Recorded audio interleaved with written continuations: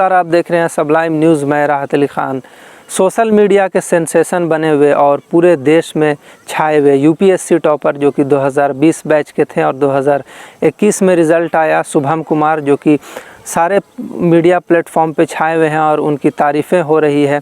और वो अपने गांव भी आए तो उनका भव्य स्वागत हुआ। लोगों ने उनका दो शब्द सुनने की चाहत रखी कि शुभम कुमार, जो कि एक देश इतना बड़ा है और इस देश में लाखों लोग एग्ज़ाम देते हैं, स्टूडेंट एग्ज़ाम देते हैं, उसमें से एक स्टूडेंट ऐसा हो जो सबसे टॉप पे हो, नंबर 1 हो। तो वैसे लोगों की जो स्वागत होती है एक सेलिब्रिटीज़ से कम नहीं होती है। लाखों में हुजूम था और लोग चाहने वाले एक झलक देखना चाह रहे थे कि कैसे हैं शुभम कुमार। तो हम आपको बताएं कि 2001 में आलोक कुमार झा बिहार से टॉप किए थे और 1996-97 बैच से जो टॉप किए थे उनका नाम था 1996 में जो टॉप किए थे उनका नाम था सुनील कुमार बर्नवाल और 97 में जो टॉप किए थे उनका नाम था दिवेश कुमार। तो इसी तरह बिहार राज्य यूपीएससी को यूं कहें कि बड़ा करता है और बिहार के जो युवा हैं जो कि बाहर में पढ़ाई करते हैं, दिल्ली में ही ज़्यादातर यूपीएससी की तैयारी करते हैं, तो उनको बड़ा मान सम्मान दिया जाता है। यूपीएससी में जो एडमिशन लेते हैं तो बाद में वो उनका सिलेक्शन होता है, लेकिन वहाँ के जो लोग स्टूडेंट और प्रोफेसर उनको पहले ही ऐसा समझते हैं कि ये आने वाले टाइम में आईएएस बनेंगे ही बनेंगे, क्योंकि आईएएस से ही युवा की जो है बिहार की पहचान है। तो मैं आपको वीडियो के माध्यम से एक झलक दिखाऊंगा कि किस तरह से लोगों ने उनका भव्य स्वागत किया। मैंने जब अपनी ट्रेनिंग एकेडमी में सबसे पहले गया तो वहाँ पे सारे यूपीएससी क्रैक किए हुए बंदे थे, सारे वहाँ पे जो भी थे सब रैंकर थे, टॉपर्स थे। तो सारे लोगों ने पूछा कि शुभम तुम हिंदी क्यों बोलते हो, तुम्हारा मातृभाषा क्या है? तो हम बोले कि मातृभाषा ठेठी है, वो कभी सीखे ही नहीं।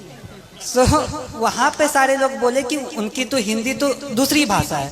सारे लोगों का कुछ ना कुछ उनका खुद का भाषा होता है और वो उस पर गर्व करते हैं। तो मेरा ये कहना है कि आप अपने कल्चर को, अपने संस्कृति पे गर्व होना चाहिए। जहां भी मैं गया वहां पे शुरुआत में लोग बोलेंगे कि एक बिहारी है, लेकिन धीरे धीरे उनको यकीन हो गया कि बिहारी क्या कर सकता है। वो बोला कि बिहारी ऐसे बोलता है। बोला गुजराती भी तो अपना अलग भाषा बोलता है। कभी साउथ वाले लोगों को देखा कैसे हिंदी बोलते हैं। मेरा ये कहना है कि अपने पे आपको कॉन्फिडेंस होना चाहिए, आत्मविश्वास होना चाहिए, अपने पे गर्व होना चाहिए।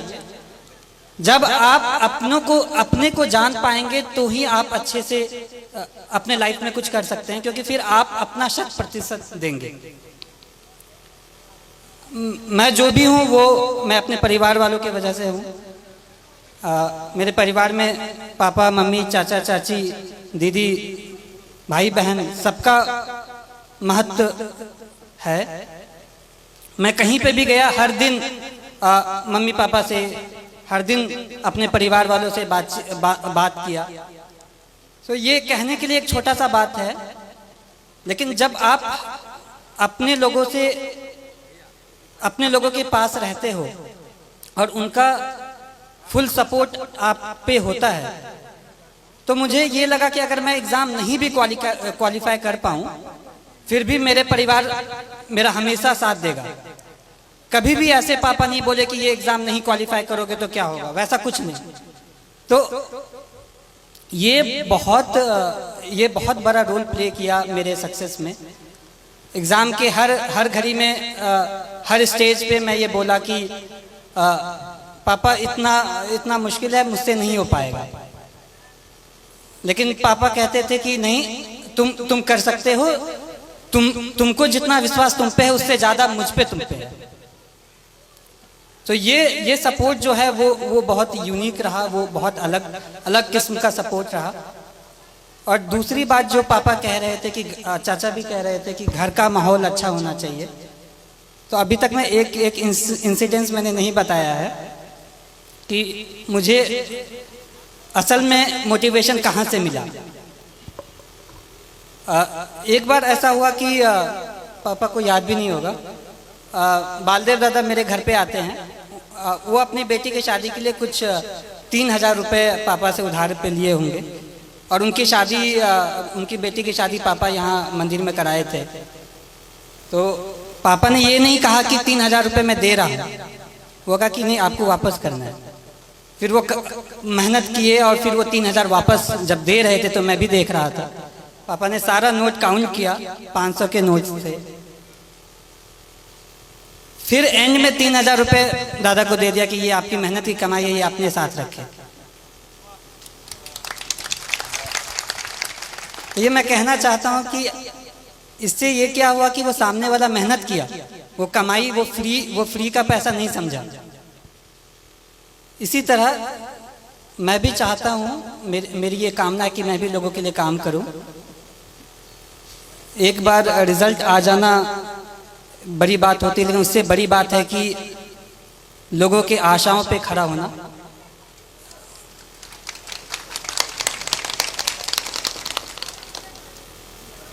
मैं भगवान से प्रार्थना करता हूँ कि मुझे इतनी शक्ति दे कि मैं हर लोगों की आशाओं पे खड़ा उतरूँ। इसके अलावा आप जो भी रहें, लेकिन सबसे पहले आप आदमी अच्छा बने। लोगों ने कहा कि तुम्हारा लक बहुत अच्छा है, एग्ज़ाम क्वालिफाई हो जाता है, अच्छे कर लेते हो। लेकिन मैं ये कहना चाहता हूँ कि आपका लक तभी साथ देगा जब आप खुद के लिए आप सही हो, आप दूसरों के लिए सही हो।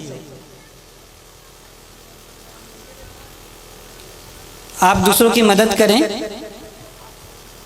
आप पे भगवान मदद करेगा।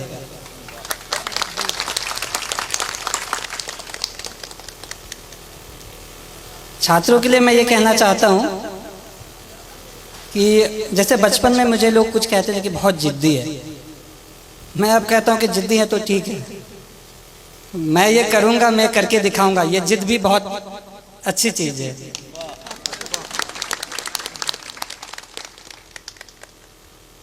जिंदगी में उतार चढ़ाव हर किसी के जिंदगी में होता है, मेरे भी जिंदगी में रहा। जब विद्या विहार में क्लास 6 में गया तो 110 लोगों में मेरा स्थान जो होता था वो 40-50 के आसपास होता था। लेकिन पापा मुझे कभी फोर्स नहीं किया कि तुमको पहला स्थान ही लाना है। क्लास 6 में ऐसे ही रहा, 7 में भी क्लास 40 के आसपास ही रैंक रहता था। क्लास 8 में किसी ने मुझे कह दिया कि शुभम बहुत लकी है, 40 के आसपास रैंक आता है, सेक्शन ए में चले जाते हो। विद्याविहार में ये रूल था कि टॉप 40 वाले को सेक्शन ए में रखते थे। तो फिर मैं ये सोचा, मैंने प्रण लिया कि मैं ये करके दिखाऊंगा कि ये बस लक नहीं है, मैं मेहनत करूंगा। सो छात्रों को ये कहना चाहता हूँ कि जब आप प्रण लेते हैं, आपके पास एक प्रॉपर प्लान होता है, आप उसको इम्प्लीमेंट करिए और धीरे धीरे आप खुद का एक बेहतर सेल्फ बन के निकले। आपको ये हमेशा लगना चाहिए कि आज का जो मैं हूँ वो कल का जो मैं बनूंगा वो आज के मैं से बेहतर बनूंगा।